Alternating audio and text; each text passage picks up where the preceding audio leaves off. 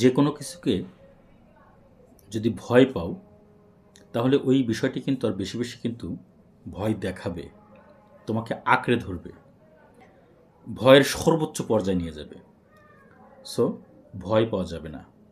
কথাটি বলছি আমি ওই সকল ব্যক্তিদের উদ্দেশ্যে, বিশেষ করে আমার প্রাণপ্রিয় শিক্ষার্থীবৃন্দ এবং যারা বিভিন্ন ইভেন্টে পরীক্ষা দেওয়ার জন্য গণিতের প্রস্তুতি নিচ্ছ তাদের উদ্দেশ্যে। অনেকে গণিতকে আমরা ভয় পাই, এত ভয় পাই যে গণিত বইটা দেখলেই আটকে উঠি, মানে ভয় অস্থির হয়ে যাই, মানে কেমন যেন ভিতরে আন্দোলিত হয়, ভয়ের আন্দোলন। এজন্যই ভয় পাওয়া যাবে না, সাহস করে গণিতকে ধরতে হবে। যে সাহস করে ধরবে সেই ভালো করতে পারবে। এজন্যই ভয় না পেয়ে নিয়মিত প্রতিদিন অন্তত একটি করে অঙ্ক হলেও অনুশীলন করার চেষ্টা করো, তাহলেই তুমি গণিতকে জয় করতে পারবে। গণিতের ভয় করো এবার জয়। কিভাবে?